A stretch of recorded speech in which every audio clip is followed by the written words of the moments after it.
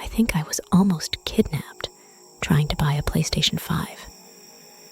This was around Thanksgiving in 2020 and was supposed to be a day filled with joy, family, and gratitude. I was at my sister's house, where the laughter and smells of a traditional Thanksgiving food filled the air. We were sharing stories, catching up, and enjoying each other's company. It was one of those perfect family moments. Then, my phone buzzed. A notification from OfferUp caught my eye. A PlayStation 5 for just $300. During the PS5 frenzy, this was like finding a rare treasure.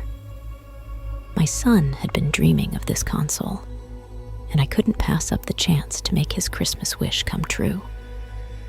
With an excuse about needing to run a quick errand, I messaged the seller. He was an older man, and he replied immediately. We agreed to meet at Walmart within the hour. I remember the confused look on my sister's face as I hurried out, promising to return soon. But the man never showed up at Walmart. Disappointed, I went back to my sister's. He messaged later, apologizing and suggesting another meeting spot for the next day. But then he canceled again. Despite the red flags, the lure of the deal was too strong. He finally suggested I come to his house, and I agreed, thinking it was still safe in broad daylight. The house was located in a crazy, weird neighborhood. The building itself looked abandoned, with peeling paint and weeds everywhere. A sense of unease washed over me as the old man greeted me. Inside, he showed me the PS5 on an old table. The box was dusty and worn, raising my suspicions further. When he left the room to get some paperwork, I noticed the photos on the wall. I guess he was going to get the receipt or something, I don't know. When he left, I noticed these weird pictures on his wall. People were all holding PS5s, but their expressions were far from happy. They looked terrified. I felt a chill down my spine. I considered leaving, but decided to wait for the man to return, not wanting to be rude.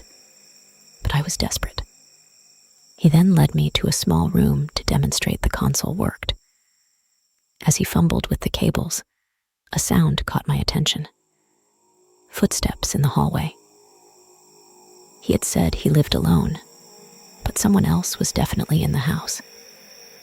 Saying calmly, I asked to use the bathroom, using the opportunity to head towards the front door. The footsteps became more distinct, hurried. It was clear I wasn't alone with just the old man. Panic set in. When I got outside, I was met with another shock. All my car tires were flat. It looked intentional. Without hesitation, I drove off on the flats, the car struggling and bumping all the way back to my sister's house. I told her everything, and we called the police. They went to the house, but found it was not empty. The old man was there, but the photos were gone.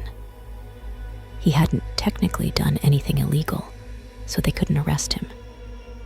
Shaken by the experience, I eventually ordered the PS5 from an online site called StockX. It cost more, and I do mean a lot more. But I knew it was safe. That Thanksgiving taught me a harsh lesson about the dangers of meeting strangers from online marketplaces. The memory of that day, the crazy-looking house, and the haunting, now missing photos still stay in my mind. A constant reminder that you have to be careful out here.